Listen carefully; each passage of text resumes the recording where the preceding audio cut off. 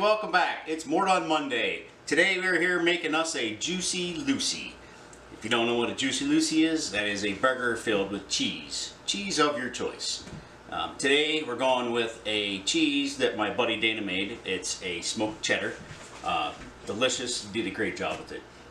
The traditional Juicy Lucy is actually American cheese. That's an option. That's all choices. You can do provolone, you can do Gouda, you can do whatever options you want. This is what we're going with today. So we have a burger. We're using a Weber steak and chop seasoning. You can use whatever you want. This stuff is really good. I enjoy it.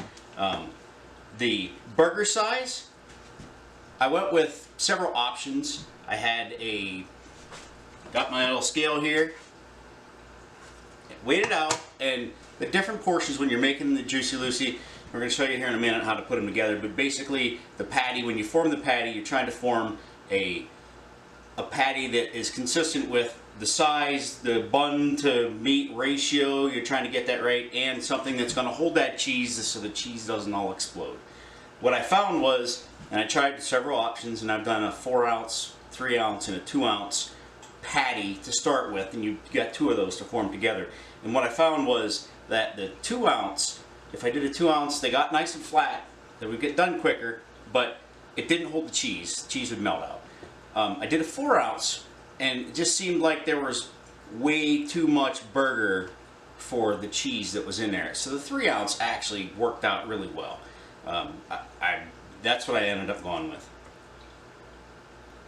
Alright, so we got our meatballs here. We put our seasoning on the right side. I just put a little seasoning in the middle. Let's go ahead and just do both of these.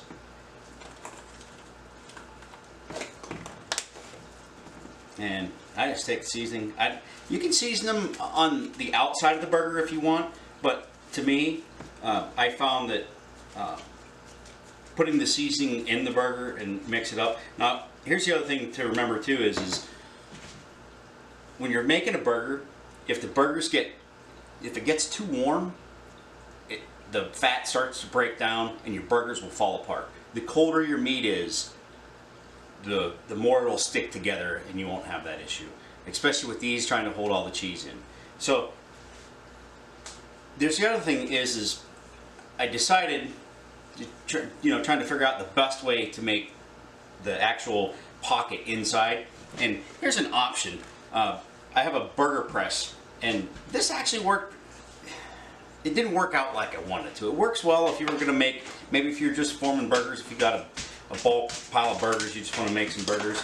But this thing here, you can take the bottom off, your little press part. Has a little false bottom in there. But you can put your meatball in the center, and you can press that down, and it kind of pushes up around the edges. I used it. I don't know. It didn't seem to work as well. I had an alternate method, and of course, not everybody has a burger press anyway. So here's another option. Here's my way of doing it. All right. So I also cut out little squares of parchment paper. A lot easier for cleaning up and moving around here. But you basically take your 3-ounce meatball, put it between two pieces of parchment paper, and good old cast iron skillet. Any skillet, of course, would do. But I put it in the middle, give it a good press, and you have a nice flat burger. I'm going to go with the second one. Same process.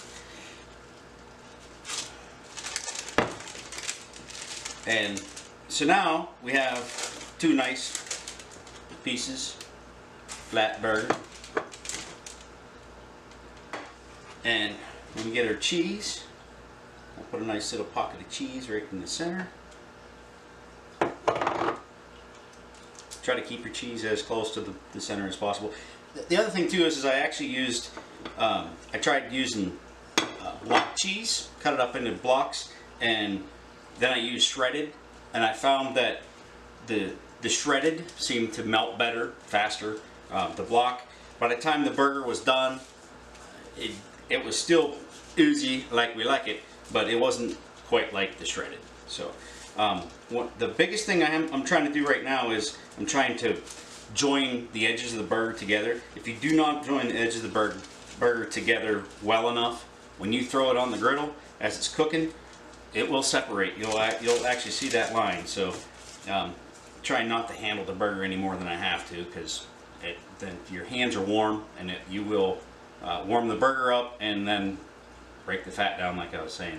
So I'm just trying to make sure those edges are nice and binding, because if not, like I said, you will have an oozy mess and it'll just come apart and it'll all be for nothing. So there we have our finished burger. And you can top this again if you want. You can leave it just like it is. Remember, you seasoned the inside of it. We'll put a little on it whenever we put it on the griddle. Today I'm cooking with my Blackstone.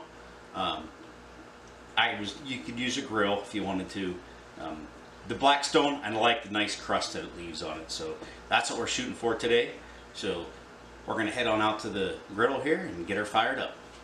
All right, we're out here at the Blackstone grill. Got my burger ready to go. I set the grill up. This is actually, if you don't have an infrared thermometer and you own a Blackstone, you're gonna want one. I know when I come out to here what I'm gonna cook this burger on, and I want to cook it. I try to keep it about 500 degrees. So right now we're at anywhere from 487 to 512. So I got a cool side and a hot side, by the way. I left this as my cool side. I can actually, as stuff is cooking, I can shift it over out of the way and still keep it warm, but not overcooking it. So we got our burger here. We're gonna throw it right on the Blackstone. Got the little Weber steak and chop. Give it a little seasoning. We're gonna get a nice sear on this. I want to get a nice crust as much as I can. The other thing is I got a little dome. Dome works well, trying to get your internal temperature. And when you're sliding it sideways, you can cover that, keep it warm, and get your internal temperature up without overcooking it, the outside. You don't want to get it too brown. So let's get this thing cooking. They're gonna probably take about an average of 5 to 7 minutes from start to finish, and this thing will be done. So we'll be right back here when we go for our flip. All right, we're coming back for the flip. So as we cook this burger, one of the things I'm looking for is as the meat is cooking, the gray, as it comes up or starts to work up around the edges, that's my indication to know that this thing is about ready to flip. And let's go in for it and see what kind of crust we got on the other side. Oh yeah. So we're gonna give this thing about another 3 or 4 minutes on the griddle here, and I'm gonna move it off to the side and we'll put the dome over top of it and let it finish cooking to the internal temperature. I like mine a little on the medium rare side, medium rare. So we'll set it over there and let her finish cooking out. All right, we're back here. We got our burger resting.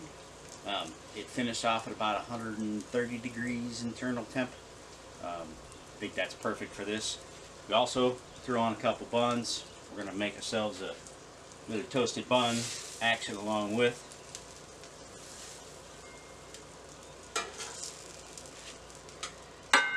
We're going to go over here and build us a burger. Getting ready to see what kind of a oozy goozy cheese we got coming out of this thing. So we built our sandwich. I actually used some Big Mac sauce. We got a little replica. Pretty good stuff. So we're going to make our sandwich here. We're going for the cut.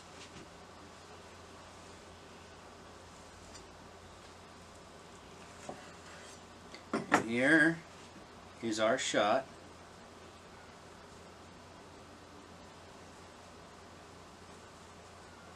Let's try this.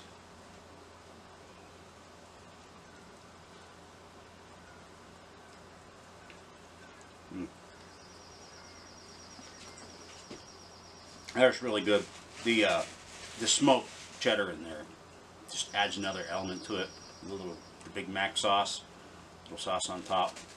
We did use a toasted bun. I think the toasted bun's the way to go.